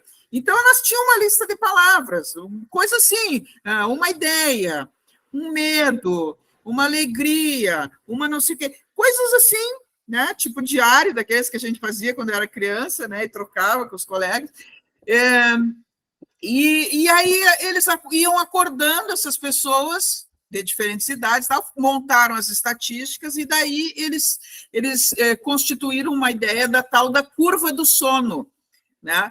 E o sono, ele teria um começo, estou falando do que eu vi, né, professora? A senhora é doutora em psicologia, deve saber isso de ponta a ponta, estou falando do que eu entendi. Então, o sono teria o começo leve do sono, que o pessoal fala assim, né? Os mais antigos diziam isso, eu estou pescando, eu estava pescando, né? Estava ali quase dormindo. Então, ele tem aquele ponto que ainda ele está mais ou menos no controle, às vezes a gente meio que acorda e tal, e depois ele tem um ponto que ele mergulha, né? Que aí o Freud diria no nosso não conhecimento do nosso eu, né? Talvez no nosso id, sei lá, ele mergulha naquilo que nós somos e que nós não sabemos. Então, o sono mergulha a gente naquilo e depois, à medida que nós vamos nos encaminhando para acordar, nós vamos voltando àquele estado quase de consciência. Então, às vezes, a gente diz assim, eu sonhei a noite toda com tal coisa. Então, segundo a pesquisa, não é a noite toda nada. O que a gente lembra, assim, são fragmentos de segundos do tempo que a gente estava dormindo e acordou. Mas o interessante de que eu quero relatar é que ele diz o seguinte, que a pesquisa dizia o seguinte, que as pessoas que eram acordadas nesse momento mais profundo do sono, as palavras que elas completavam eram sempre coisas muito, muito negativas. Coisas muito negativas, coisas irritantes, assim, as pessoas acordavam irritadas quando elas estavam mergulhadas nesse lugar, digamos assim, não sabido de nós, né? Então, o que falavam os pesquisadores é que, então, nós teríamos que ter esse tempo desse desligamento do sono, esse mergulho e depois essa volta, digamos assim, ao nosso eu, né, onde nós estamos. Então, quando o senhor fala assim, não, é preciso ter a hora do sono, eu vou falar a partir disso que eu ouvi, que era um documentário muito sério, apareciam os professores doutores, né, as pessoas lá dormindo, eles mostravam ali as fichas e tal, então eu tô passando o que eu acreditei, né, acreditei que era tudo verdade. Então, o que é que acontece com o adolescente? E eu tive filhas adolescentes dentro de casa, né? As minhas filhas aquela fase do auge do Facebook, quando o Facebook começou a estourar, assim, né? Então, eu, às vezes, me acordava às 3 ou 4 da manhã, a minha filha menor, principalmente, que sempre foi muito talentosa, com um cheiro de comida dentro de casa. E eu dizia, mas o que é isso, Anne? Não, é que eu estou com fome. Tipo assim, 3, 4 horas da manhã, ela sempre foi talentosa para comida, né? Gringa, aprendeu com as avós, então, assim, ela sabia fazer o hoje de coisa. Ela tinha o quê? Uns 15, 16 anos, e ela ia para a cozinha, fazia comida e conversando com as pessoas no Facebook, no computador ali, conversando e fazendo. Então, chegou num ponto assim que eu não suportava mais, porque ela ficava acordada de noite, vejam, ela fazia refeição 2h30, 3 horas. Então, a partir dali, dava aquela adrenalina da comida, ela ia começar a sentir sono lá pelas 6 da manhã, que era a hora de ir para a escola, e eu também saí para trabalhar. Então, muitas vezes ela faltava na escola. E quando eu chegava em casa, tipo, meio-dia, às vezes 1h, 2h, ela estava numa irritação, né? Porque toda a realidade do mundo no entorno dela era completamente diferente da realidade do mundo dela. Eu digo isso, hoje minhas 2 filhas são adultas, são minhas companheiras, né? Eu brinco com elas que elas são a minha equipe, minhas companheiras de vida, são mulheres extraordinárias e tudo, mas eu digo isso para reforçar essa parte dos pais, que os pais chegam um momento que a gente não consegue. Um dia eu cheguei para minha filha, não tenho vergonha de dizer, eu cheguei para ela e disse, olha, não dá mais, porque eu tive uma aluna que veio reclamar comigo que eu tinha gritado com ela, e eu não soube fazer isso com meus alunos, a ponto de eu chegar no meu trabalho, numa estafa total, não é mais possível que tu continue fazendo essa tua vida. Então, ela vivia na internet e o resto do mundo era um saco. Aquela fase do Facebook ali, que eles começaram a usar palavrão, e tudo era uma droga, tudo era ruim, tudo era chato, tudo era... Né? Então, pegou bem a fase da própria adolescência, que é aquele momento que o adolescente não sabe bem se ainda é criança, se é gente grande, se é ou se não é, enfim, e deu em cheio com aquela questão do acesso de pessoas que eu não sabia quem era para dentro de casa via a internet. Então, realmente, os pais têm dificuldades de lidar com isso, como o professor disse, é um entusiasmo, é uma sedução muito violenta, né? E essa questão do sono, né? Hoje a minha filha me agradece, minha filha menor. Uma vez ela começou a conviver, inclusive, com... Não sei se vocês chegaram a conhecer, com o movimento emo, que era uma gurizada que cultuava o sofrimento e não sei o quê, e eu comecei a me assustar, porque eu trabalhando fora muito, e ela saía e voltava, onde é que tu estava? Não, eu estava em tal lugar, não estava. Aí, o dia que ela apareceu em casa com uma pulseirinha toda xadrez, eu mudei de cidade. Eu não estou brincando, gente. E eu digo isso porque ela é público, né? Ela sabe disso, ela não vai ficar nem chateada dela saber que eu falei isso numa palestra.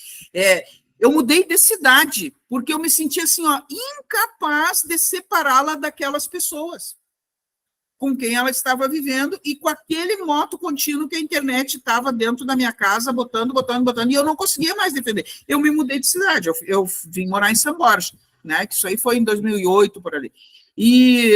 E depois, muito tempo, a gente voltou para Porto Alegre e nós nos deparamos com um grupo daquela gurizada que morava, que se reunia perto do nosso apartamento. E ela teve um choque.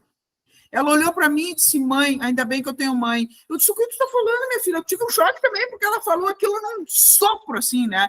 Mãe, ainda bem que eu tenho mãe. Eu disse, mas o que tu está falando, Anne? Mãe, olha ali. A gurizada se encontrava perto, no Shopping Total, era terça-feira, eles tinham um ponto lá no Shopping Total, em Porto Alegre. E aquela gurizada, uma gurizada linda, atirada, com garrafa de vodka, eles tomavam, assim, a rua de trás ali do Shopping Total, em Porto Alegre, com a tal terça-feira dos emos. E ela olhou como ela saiu daquela realidade e voltou mais velha, ela teve um choque também. Né? Então, eu não me arrependo de ter tomado essa decisão radical, que foi terrível para todas nós, né? Mas eu fico pensando, quando ela me disse, mãe, ainda bem que eu tenho mãe, para mim, pagou tudo, né? Zerou a vida para mim. Eu digo, bom, eu tomei a decisão, não sei se era a decisão certa, não sei se era o que tinha que ser feito, mas eu fiz a única coisa que eu achei que podia fazer, né? E quando ela me disse, ainda bem que eu tenho mãe, eu pensei, ainda bem que eu fiz isso, né? Mas, enfim, sobre o uso da internet, quando eu estudei o uso da televisão, que entrou a televisão nas casas, eu fiz eu estava no mundo da leitura e na UPF a gente fazia pesquisas, né? Então, eu li muito sobre quando a televisão começou a entrar na adolescência, que isso aí lá na época da televisão, né? Não estou falando agora. Foram feitos estudos sobre o programa da Xuxa e tal. Então, no mundo da leitura, eu entrei mais adiante, imagina, eu entrei no mundo da leitura em 1997, na UPF, mas eu fui estudar essa questão das televisões por causa do meu mestrado. E uma das coisas que não me dei conta, eu sempre discutia a televisão pelo conteúdo dos programas. E aí, ao ler um material sobre isso, eu me dei conta, e volto a dizer, o professor Israel tem conhecimento provavelmente superior, por ser doutor em psicologia, né, que o que a televisão fez com aquela juventude não foi apenas a questão do conteúdo que era veiculado, foi a mudança na forma do pensamento. E foi tirado aquele itemzinho da paciência. Porque num programinha de desenho, por exemplo, você tem um quadrinho que é o começo, o segundo quadrinho que é o desenvolvimento do conflito, o terceiro quadrinho que é o encerramento do conflito e o próximo que terminou. Então, aquilo sempre foi muito rápido, não tinha aquela coisa de criar aquele suspense. O que será que vai acontecer? Não dava tempo da criança pensar, não dava tempo do jovem pensar. Aparecia o problema na historinha, e não dava aquele tempo do cara ficar pensando, mas agora como será que vai se resolver isso aqui? Será que vai ser assim? Será que vai ser assim? Será que vai ser assim? Então, já vinha o problema, já vinha a solução, já vinha... Terminou, já era outra coisa, na mesma velocidade, né? Então, isso resultou que a geração posterior ao advento dos programas infantis e tal de televisão, elas começaram a dar muito problema de disciplina, porque elas não tinham paciência para aprender as coisas. E os docentes, toda a pedagogia ainda estava no outro tempo. Trazido para cá, talvez, professor Israel, esteja acontecendo agora com essa geração digital a mesma coisa que aconteceu com aquela geração que foi exposta à TV. Né? Nós, em linha geral, professores, continuamos num patamar de raciocínio, numa velocidade de pensamento, e essa gurizada está numa outra velocidade de pensamento. Então, acredito que, assim como isso que o senhor fala, de o professor ter que voltar à sua atitude, né, de docente, de quem estudou, se formou, tem uma pesquisa, acompanhou outras coisas, né? Então o professor também tem que se dar o respeito, eu acho, né? Além disso, né, nós temos que ter esse conhecimento que o senhor coloca, de psicologia, conhecimento das comunidades, conhecimento dos interesses do capitalismo, né? A quem interessa, basicamente, ter uma legião de incompetentes, uma legião, assim, milhares de pessoas, e desculpe o termo duro, pessoas inúteis para determinadas coisas. E não é inúteis porque não são pessoas que valham a pena, inúteis porque realmente não aprenderam, não têm condições de lidar com aquilo, não sabem ler um manual para como fazer funcionar uma máquina. Né? A quem que serve? Serve para pessoas como agora veio à tona, né? Do tal do trabalho análogo à escravidão. Então, quem são as pessoas que se submeteram historicamente a esse tipo de trabalho? Pessoas que não tinham outra coisa para fazer. Né? Eu me lembro que meu pai, quando era criança, eu tinha um meu irmão que sempre gostou de coisa gaúcha e tal, né? Meu irmão do meio, e o pai dizia para ele, muito sério, muito bravo, o pai sempre dizia para ele, olha, se tu não estudar, vai te sobrar abrir buraco para a prefeitura. Meu pai dizia assim, tu vai abrir buraco para a prefeitura. Não que haja desqualificação de quem trabalha na prefeitura abrindo buraco. Não é isso. O que eu estou querendo dizer é que uma coisa é uma circunstância de uma pessoa que se adapta a fazer esse trabalho, porque é isso que a pessoa gosta de fazer, porque foi isso que a pessoa aprendeu, porque é isso que a pessoa traz historicamente. Outra coisa é haver uma desarticulação do sistema de ensino, uma desarticulação da motivação para o estudo, um presidente da República que vem falar que as escolas prejudicam os alunos porque trazem livros com muitas palavras, livros muito chatos para ler, entende? Porque tem muitas palavras, tem muita coisa escrita. Então, isso é o que o grande Darcy Ribeiro dizia. Não é incompetência, é um projeto.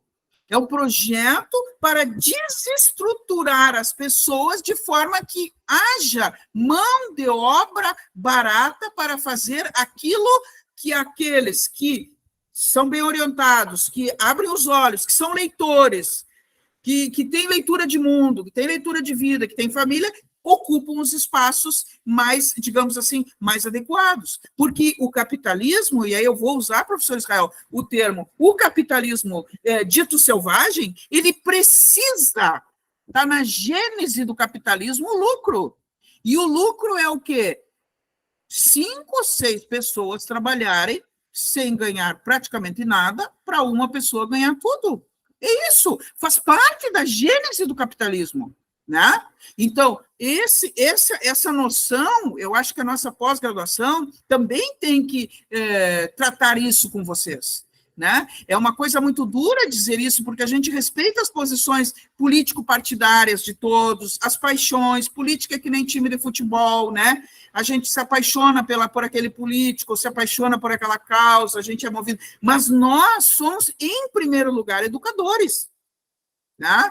Então, se nós somos, em primeiro lugar, educadores, nós temos que desconfiar das coisas. E uma das coisas, que é isso que o professor Israel coloca muito bem, que é essa desarticulação do ensino, é esse desrespeito da figura do professor, é o superior do superior passar por cima do professor e ir direto abraçar o aluno. Nós que somos adultos, né? Quantas vezes a gente vê um superior de um professor passar por cima do professor e ir lá no intervalo fumar um cigarrinho com os alunos no pátio? Isso aí é uma realidade. E fica lá batendo papo com os alunos, fumando um cigarrinho. Como isso? Né? Então, é uma estrutura que não se desenvolveu por acaso. Né? Então, nós temos um sistema capitalista que precisa dos miseráveis, e aí é como o professor diz, não é só pobreza financeira, é pobreza em todos os sentidos, a pessoa não tem acesso, ela não vê vantagem em ter dentro de casa uma revistinha, um livro, uma coisa assim, ela não vê vantagem nisso. Não é nem que ela não saiba que as pessoas acham importante, que ela não tenha ouvido a professora dizer que é importante, ela não vê vantagem nisso para ela, porque ela se colocou nessa condição de miserável e ela acha que ela não vai avançar, porque o capitalismo trabalha para isso, né? O capitalismo trabalha para isso. Aí, professor, ainda bem que o senhor voltou, levei um susto, achei que tinha falado demais, já passei 9 minutos das 9, eu que tanto falei que queria terminar às 9, mas é que eu estava com isso aqui, à medida que o senhor ia falando. Nós já nos conhecemos há muito tempo, eu sei que a sua luta também diária também é nesse nível, né, de reconhecimento desse projeto capitalista de destruição da evolução humana, pela qual tanto o senhor luta, né? Mas eu achei importante colocar, quando o senhor falou na questão do sono, e quando muitas colegas aqui, que já são colegas de trabalho, né, são alunas nessa situação, mas são nossas colegas de trabalho, algumas colegas colocam aqui essas questões das escolas, que os alunos vêm imaturos, que os alunos vêm sem saber, né, as questões assim dos pais que não têm livros dentro de casa, que não dão exemplo, porque de repente o pai diz, não, agora é hora de você dormir, mas ele, pai, mãe, eles, né, eles ficam assistindo televisão, às vezes os piores programas, até tarde. Então, não existe um exemplo, não existe um comportamento comum, né? Então, era isso que eu queria dizer, professor Israel. Da minha parte, eu devolvo a palavra para o senhor, quero devolver a palavra também à professora Thais, não sei se a professora Thais fala imediatamente agora após mim, a minha fala, Thais, ou se, e aí encerramos com o professor Israel, ou se o professor Israel fala e você encerra, Thais, não sei como é que achou melhor. O professor Israel fala e você encerra? Tá, então, da minha parte, eu já fechando, né, minha boquinha com chavezinho e guardando o bolsinho, eu quero agradecer ao professor Israel, quero agradecer a todas as pessoas que vieram aqui, minhas orientandas, né, coisa mais querida, Camila, que é lá da especialização em Educação e Cultura, que foi o meu presente que eu ganhei, porque eu não estava atuando naquela pós-graduação, e eu fui convidada a participar para orientar a Camila, e foi uma bênção, foi um presente que eu ganhei, né, orientando a Camila, minhas colegas, meus ex-colegas de doutorado que estão aqui, todos os alunos, nossas amigas bibliotecárias, todos vocês, muito obrigada, a professora Thais, sempre ilustrando, né, e eu sempre digo que a Thais abrilhanta, né, lembra esse termo que o pessoal dizia antigamente, abrilhantando a festa, fulano de tal. Então, eu sempre digo que a Thais abrilhanta os os ambientes, né, pelo seu conhecimento e pela sua própria presença amorosa. Professor Israel, muito obrigada. Como eu disse, é a inauguração da sua relação com os nossos alunos. Para mim, o senhor é definitivo. Muito obrigada. Professora Thais. É o professor Israel que fala? Professora Thais, perdão, professor Israel, por gentileza. Então. O áudio está desligado, professor. Melhorou, agora falou.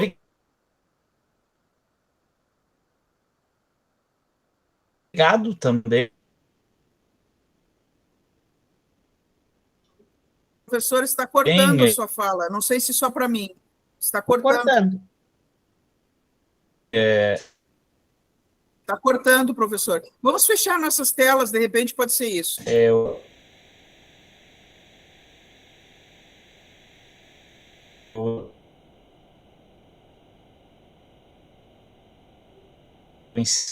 Professor, quem sabe o senhor fecha a sua tela e fica apenas com o áudio, às vezes melhora. Quero dizendo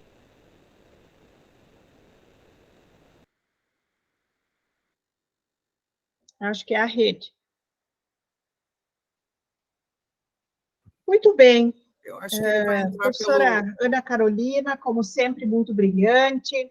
Vamos aguardar o retorno do professor. Oi, vocês me escutam agora? Excelente agora. Estamos todos com as câmeras fechadas para qualificar o link, professor. E me escutam bem? O meu equipamento aqui cansou, provavelmente, o meu Chromebook aqui. Estou falando de celular agora. Me escutam bem? Perfeitamente. Ótimo.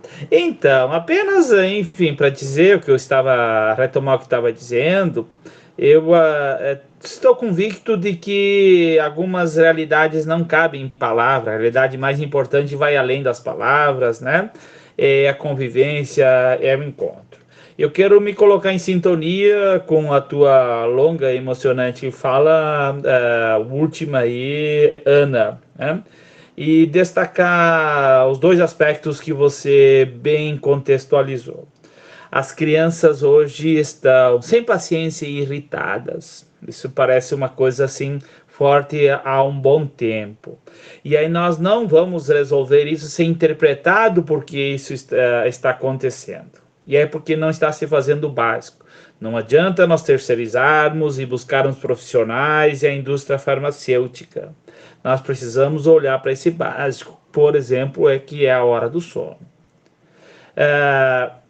O nosso cérebro tem uma grande plasticidade, e a gente se adapta e as crianças se adaptam, né? Mas aí vem o segundo ponto. Se adaptam à imbecilização, à pobreza conceitual, isso que nós temos aí, né? O analfabetismo funcional no ensino médio.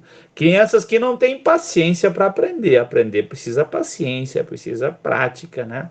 E as crianças não têm essa paciência, elas se irritam, não param. Eu tive exemplos assim muito pedagógicos para mim no ano passado, no primeiro ano do ensino médio, onde eu tentei mostrar algumas regras, a criança, desculpa a expressão, o adolescente surtou porque não aceitava, né, que tínhamos que conversar e pensar sobre algumas coisas, né? Então, a realidade é complexa, mas é para nós vamos sair dessa, né? Com paciência, com persistência, acreditando que, acima de tudo, temos um papel, que é o papel de contribuir, fazer a nossa parte para a evolução, para a humanização e para uma vida mais feliz. Obrigado mais uma vez, estou à disposição, conto com o apoio de vocês nesse nosso projeto, que é o Pedagogia Digital, no canal do YouTube. Parece banal e até talvez meio indelicado, mas eu vou pedir, se inscrevam no canal, para nós é muito importante, isso também valoriza e dá legitimidade e fortalece o nosso trabalho. Obrigado mais uma vez, seguimos. Muito bem.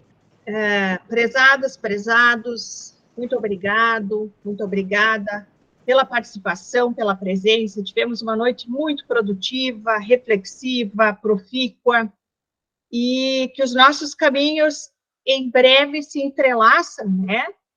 e possamos pensar numa temática que tanto nos traz questionamentos, né? Um excelente final de noite, excelente final de semana, boas leituras, boas reflexões, já que nós estamos na última fase do nosso curso, e agora é o momento dos nossos pós-graduandos e pós-graduandas, então, produzirem o que nós chamamos de produto final, né? Sempre serão bem-vindos e sigamos firmes e fortes com o cronograma já apresentado a todos vocês. Boa noite e encerramos esta sessão com chave de ouro. Boa noite, muito obrigado. Seguimos.